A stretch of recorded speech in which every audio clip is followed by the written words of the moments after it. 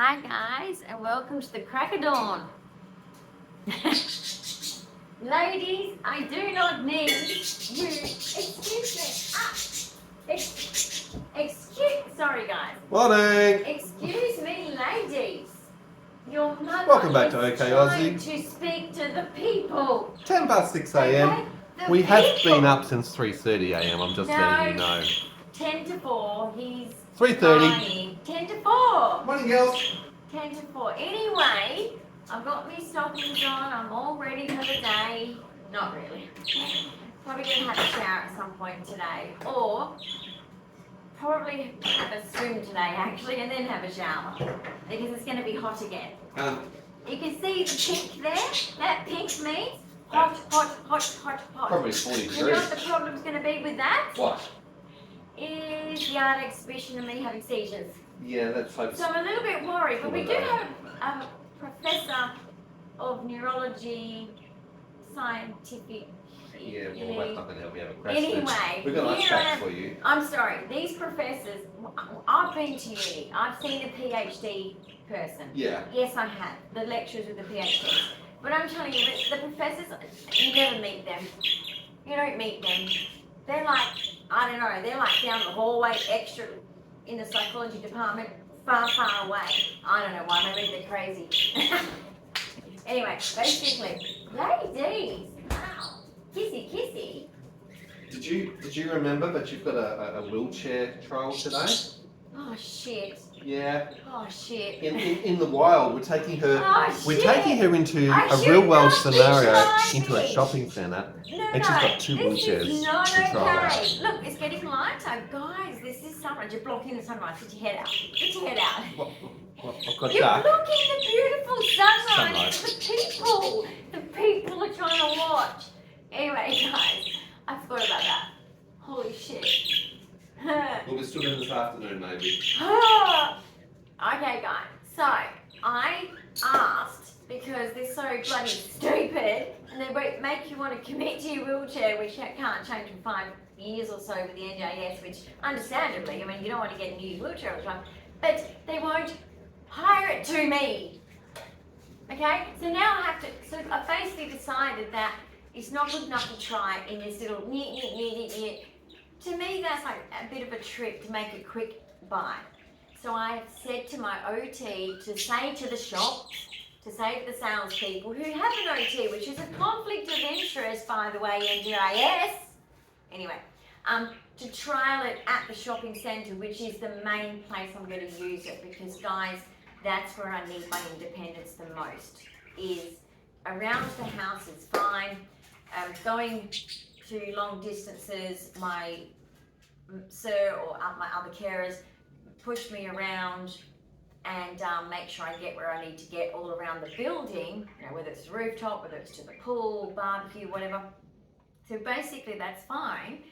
And also the wheelchair to get me maybe to the toilet and back, you know, that kind of thing. When, you know, you've seen my horrible videos, those types of video situations, which seem to be happening a lot, guys.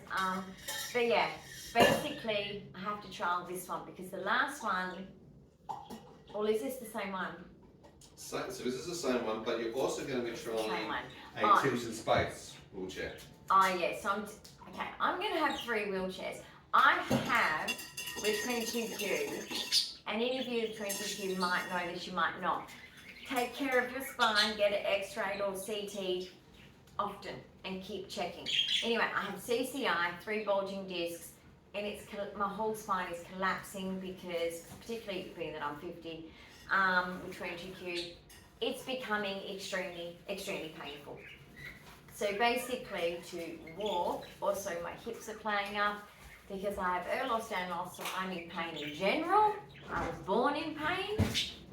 And if you want to have a look at the latest research and the people talking about this, look at my recommended She's list a real pain. of bend or break and get yourself tested. So if you're young and you're thinking, I've got arthritis, doctor, and the doctor goes, no you don't, it's fine, and you keep saying that and you're young, just get checked for Ehlers-Danlos syndrome, please. Go to a GP first, and then to a rheumatologist, but basically, yeah, it is a condition that's extremely painful. So basically, a wheelchair stops. Just wondering how many other people at home also use a temperature gauge to check the temperature of your hot Give me drink. my cup of tea and stop blocking my sunrise for my people. Sorry, blocking sunrise. See, I'm acting like this channel's mine now. She's so It's bossy. not. Here is your tea. Oh, for fuck's sake. This is not a regular thing. Sorry. Normally it's my Sorry. staff. Oh, that sounds even worse. Fuck's sake, guys. Okay, look. I'm having a shower. My life is not glamorous like it appears. So thank you very much. Welcome. It used to be me serving him because, guys, being a disabled mum and in and out of employment and study, he really has looked after me. We were not on the system. We raised our children with me with disability and the kids. It was brutal. It was, the whole family is war torn. Literally. I don't know how I made it through. I cried many times in my cupboard, in my bedroom, going, fuck, Jesus, come on, why is life like this? It's hard being a mum. Guys, it's hard being a mum. Just being a mum. And I'm not talking to the mums who are shit mums, I'm talking to the mums who are good mums. It's hard. It's fucking hard. Okay, so to mums, okay, because I am empty nest and I'm blessed. You guys, war-torn country in your household. And I am deeply, I wish I was your neighbour and I could help. And just say, okay, play here, children. Your parents are back to, you're sending them crazy. Anyway, I hope that sometimes you have someone to call. I know I had those times. Hey, yes, mummy-in-law, I love you. Please, because she would offer. Please, I'm taking the offer. Yep, that's how desperate I am, because she'd be like, are you sure? Because, you know, normally, like, I was so, I've got it. I really was a bit of a martyr, and I shouldn't have been, but I think I was trying to prove myself too much because I had a very critical mother, you know? I didn't get a good mum, and she was so critical, and so I was always feeling like I was not good enough. Yet, my parents-in-law were like, I've been telling everyone, like, what an amazing mum you are, blah, blah, blah, and I'm like, no, I'm not. No, I'm failing. No, that's not true. And it's, guys, you got to remember, ask people around you if you feel like a shit mum, because you're probably not. Anyway, sip of the tea. It's hot. Oh, figuratively and literally. Jeez. Anyway, basically, I'm up at the crack of dawn. I do not know why. Yes, my cat came and jumped up next to me and laid down, which he normally does. I leave a little spot for him. I'm very generous. Because I have to move closer to the beast. And I'm saying that lovingly. He fucking snores and wakes me up. And I have to go poke, as if to say that. And I'm like, can you just roll over, please? Honey, can you just roll over? I feel so much guilt. But at the same time, it's like, fuck this. He's a train, okay? We're old. All you people my age, you know what I'm talking about. You know what I'm talking about. Like, if I build a house, it is tempting to put the bathroom in the middle of 2 bedrooms and say, right, come and jump in the bed in the morning and snuggle, but you're going to that room there. I don't know. I think there's a spiritual thing about sleeping in the same bed that's kind of nice. And it's sacred, you know. But yeah, basically, like, he wasn't snoring this morning. I don't know what woke me up at all. Just something, I don't know. Something woke me up this morning. So, it feels kind of, I don't know, like, you know how you get some kind of feeling of something? And I had some kind of feeling, some kind of, I just need to be awake right now. And I didn't know why. But anyway, I did actually manage to turn on the TV, or Sir turned on the TV, and I went, it's one of my favourite YouTubers. They don't normally post at this time of the morning. You know, that's concerning me. I literally got concerned. So anyway, I clicked on the video and I was like, maybe that's why I was meant to be awake. I don't know. But basically it was like, boom! Good morning. And I was like, fuck. You know, like this is just, guys, like times are tough. Times are tough. Social media can be so fucking good. I mean, look at the relationships that we've created. Like, guys, just know each and every one of you, and particularly because of my health, and Matt reads every single one of them to me, because mainly my dyslexia, it's so hard for me to read things and comprehend and go through. Like, I've got a really bad brain at the moment, and when things are read to me, it just goes in and I can get him to repeat it. And sometimes I have to do that. But basically, each and every name when you pop up makes me smile. And I just appreciate that, because I'm here for you, and then you saying all these nice things is just wow to me, because it's like, I'm here for you. Like, my choice to be here is for people like me, so that you don't feel that you're the only one having a shit life, basically. Having a shit life. Just not having anything. Because you're so sick. You're so disabled. You have so many obstacles to go do this activity or this activity or this thing or that thing or that or this or whatever. We just don't have, I guess, the world that just goes, here's all the things that make it possible for you to join in. And it's fucking hard. There are places I can no longer go because my wheelchair does not go. There's no access. Which makes me think, wow, I was so selfish and privileged for so long. For 40, I think, 2 years of my life, I didn't need a wheelchair. And I took that for granted. So to anyone that's been in a wheelchair for life or for a lot longer, I just think you're amazing. If you have a disability that you have had, like, just absolutely do what some of the things that have been done to my life, have lived with longer than me, you're amazing. Because my syndrome is degenerative. So even though I was lucky to survive birth, and then I had a, very difficult, sick childhood, adolescence and young adulthood, and it's just got progressively worse. Excuse me, Belle, enough. I will close your window. I will. I'm threatening them. You know that thing you do? Wait till your father gets home, because to be cheeky, my kids didn't care about that. Except for sometimes, like if they did something really wrong, like they broke something or whatever, which we would never really end up telling them off about really anyway, because it's like, kids do that stuff, right? But I'd say, wait till your dad gets home, because sometimes you just get desperate, and it's like, I don't know what else to say. Wait till your father gets home. What do you think he's going to think about that?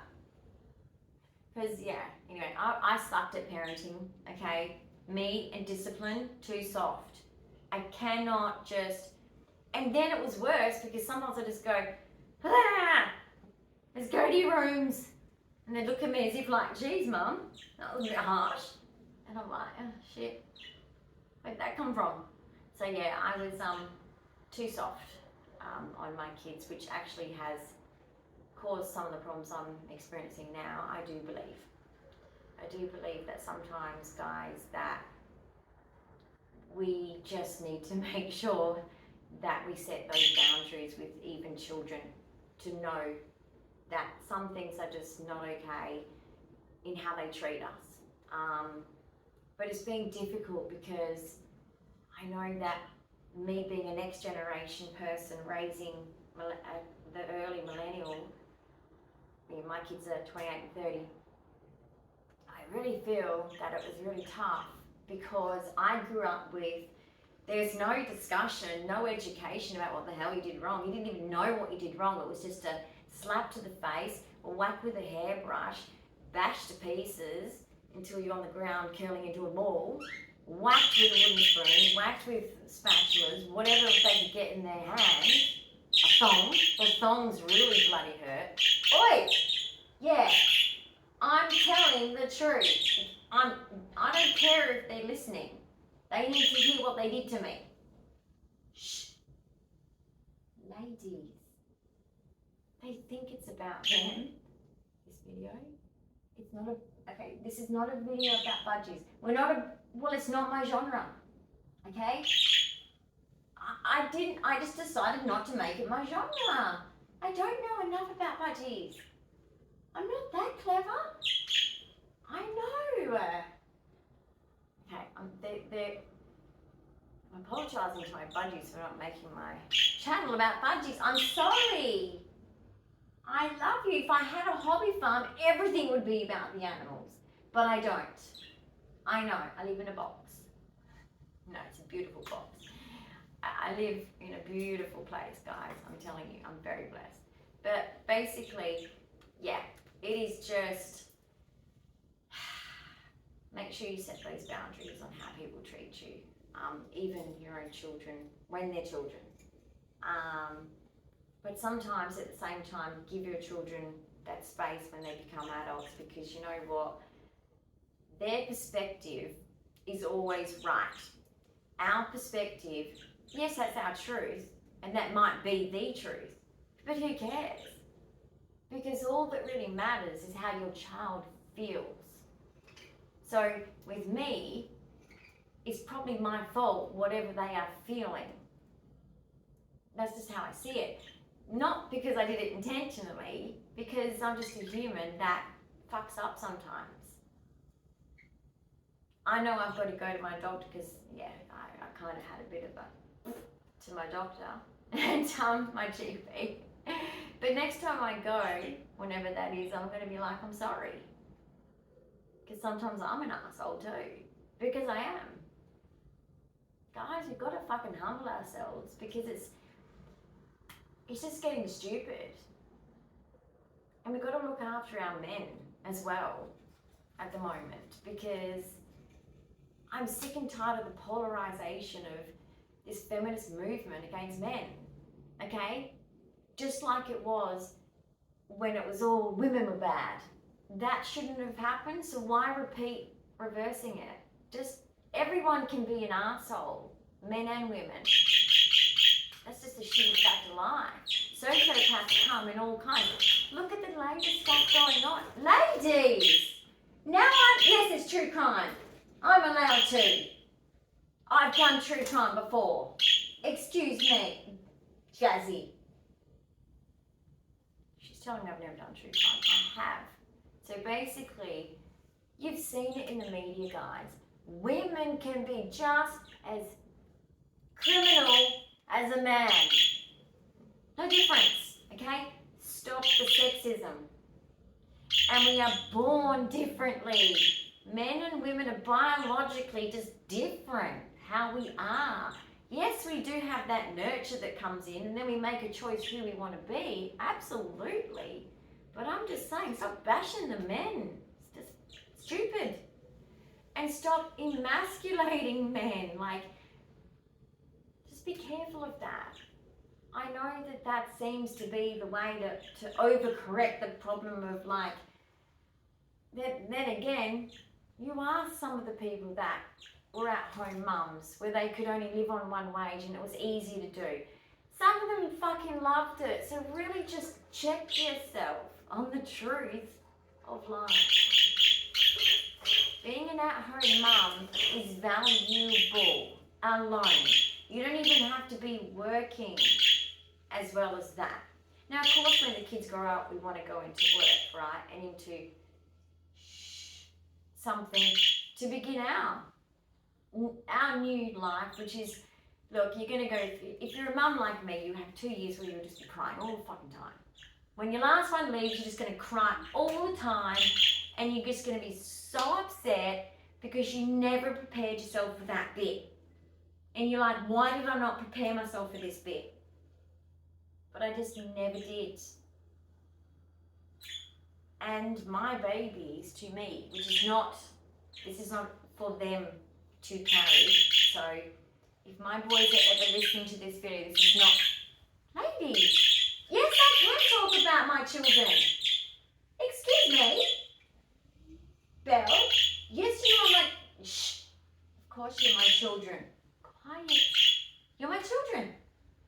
But I'm just saying, I'm talking about the human ones. Different species. Okay. Shh. Oh my God. So basically,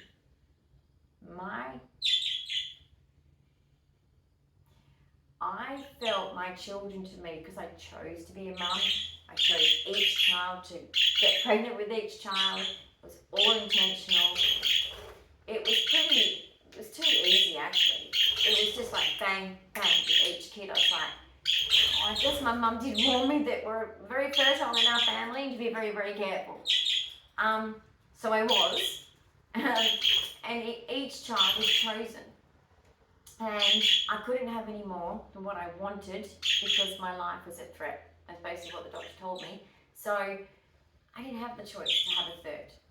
And that broke my heart because I wanted to have 4.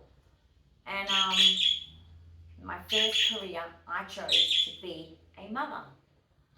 And not only did I want to be a mother, the gain that I got out of that, but was separate to that, because you can't put that on your kids, so please don't put this on your kids. But it healed me and my childhood, because they just had, not a perfect childhood, because we're not perfect. Like, Sarah's not perfect, I'm not perfect, and my children are not perfect. We're all just people, you know, like regular people. But none of us I would consider to be like, we just want to go and destroy everyone's heart and soul every day, you know. I think we are. It's freaking me out sometimes. Yeah, I'm feeling judged. But basically, yeah, it is just a bundle of different personalities trying to navigate through life. And it gets messy the older they get too, because, you know, they become their own self. And I wasn't prepared for that. There's no book on that. Like, I read the books and I got some complaints.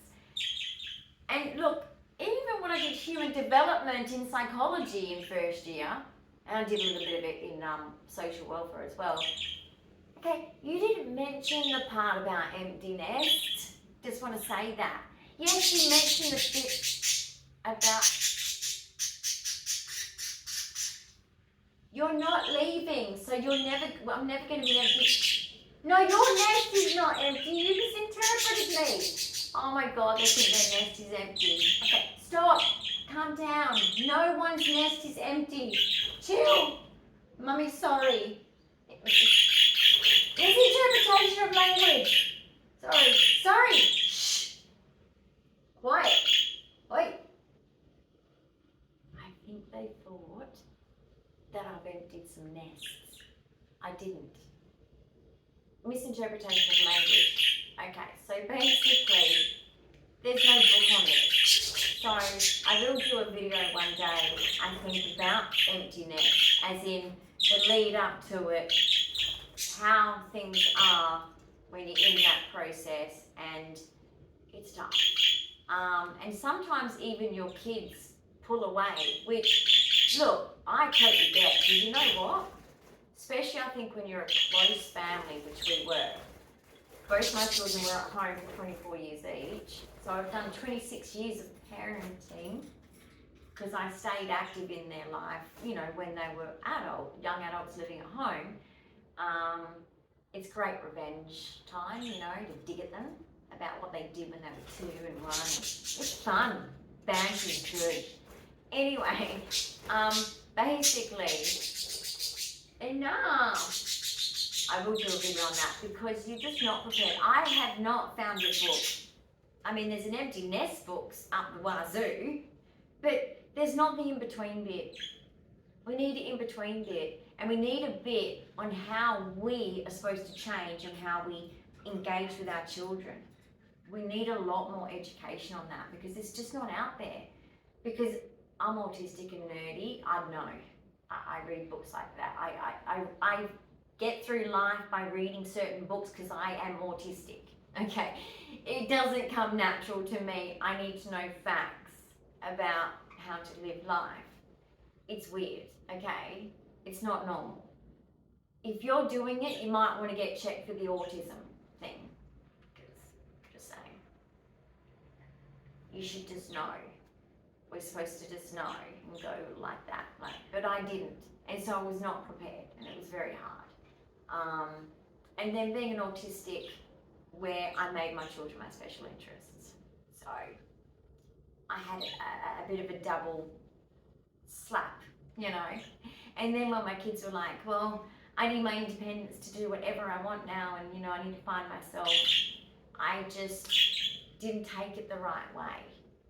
And look, straight away I corrected that and non-stop told them, hey, like, just want to see you every now and then. But you know, show me who you are. Like, I'm ready for that. Like, I do not put anything on my children of, you have to be this and you have to be that and you have to be, I don't give a shit so long as they are happy and doing okay in their life and happy with what they're doing. So, but no one prepares you for that bit. So yeah, there needs to be a book about that because I still just don't know. But I hope one day my children tell me what I've done wrong so that I know what should be done, so that I can share with others, hey, this is what they feel in this phase. Just get ready for it yourself. Like, it's just such an unknown. And I know the sun's up. They're watching the sunrise. They're so excited. Can you see how big it's getting? They're just getting too excited. And I'll tell you what, look at what's shining over here. This is just beautiful. Look at this. Look at this. Look at the... It just shines. Like, it's just... Oh, that is just beautiful. Anyway, so I'm going to talk...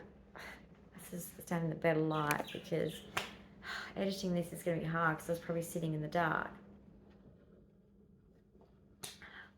Look how cute this is. Oh my gosh. I got the signatures from all of the Disney characters. Yeah, I'm just a collector of Disney items. It's another autism thing. So anyway, haven't been very well. Sorry about the lack of doing a lot of videos, but I'm glad that a lot of you guys have said, forget the videos, you know, look after yourself. I appreciate that because I'm hard on myself because I'm a perfectionist. That's a problem. Hi, my name is Dyan and I have like OCD, which comes with some perfectionism shit that I need to get sorted. I need to deal with that because, yeah, don't be hard on yourself when you can't perform when you're disabled, because if you are a person like me who's just very motivated, it's hard. Because our mind, we know we can do so much, and our body is so broken because of our disability. The body goes, no, you're not going to, and it makes us really pissed off. Like, I don't get depressed, I actually get irritable about it. It makes me irritable, it makes me mad.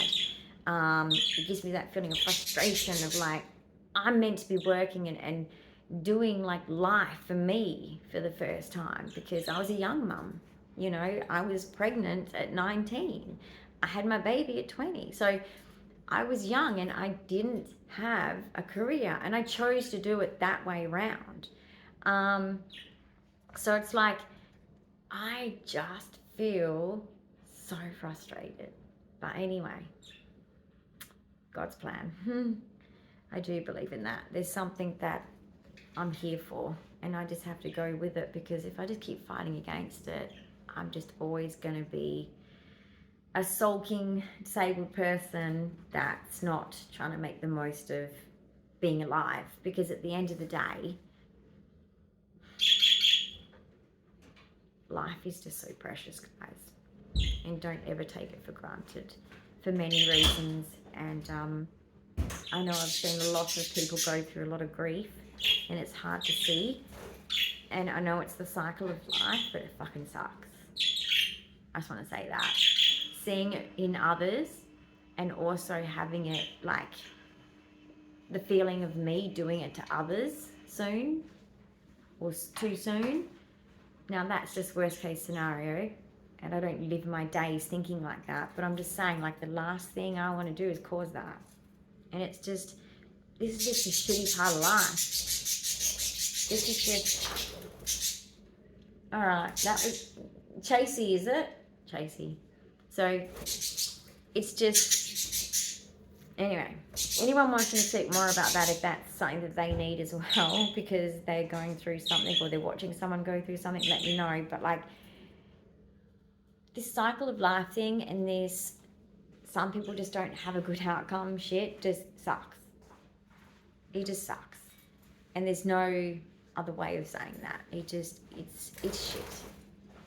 And I'm sorry if anyone's out there grieving, because guys, I've just seen so much grief in people around me, many different people, many different families, going through like just loss after loss after loss. And it's breaking my heart, because I feel like I'm one of those people that, I know when I was a young child, every time my grandfather said, "Ah, my miracle baby," up until 10 years of age, you know, I felt guilt. Not that he was trying to do that, but I felt guilt. You know, he would talk about how amazing it was I survived. So I felt guilt that I caused so much stress, and I feel like that now. And I feel like that's why my children aren't here, is because they're scared. And girls, wait! They are just going nuts. But yeah, basically, I feel like I'm causing the same stress, and it sucks. I'm sick of feeling like I'm scaring people, because I know by seeing people grieve other people, that's what I'm going to cause. And some people don't, people like me don't normally voice this, but I just want you to know this. So if you're the person that is the grieving person, your feelings are just as valid, but I'm just saying, like, the person didn't also want to leave you, and they were shit scared of leaving you. It's just not, it's not a choice, really. In any situation, really, it's not really a choice for the person. So I just want you to know that. But yeah, it's tough. So that's just the shitty truth of life. So that's why, bless you. Thank you. That's why we need to cherish every special moment we get in life, including sitting back sometimes. Think of the memories. Always reflect and look back at the good stuff, okay? Because your life is full of good stuff and funny little moments. And those funny little moments that are just insignificant, that little giggle that your kids make you laugh in the car, or you as a couple are just giggling because you're remembering something stupid from, you know, your history together. Those moments are it. It's just a shit ton of those moments is life. That's all that matters. And only a person like me knows this, because I'm telling you, this is not a hypothetical situation. Unless your life is at risk on a daily basis, and you just don't know when you're a ticking time bomb, you think like that. You look at life and you go, it really is just all about just a bundle of really just cool moments. So anyway, guys, peace out. And yeah, in the comments below, any expansion on any particular topic in my talks like this, please say, because happy to expand. Have a good day, or a good afternoon, evening, good night.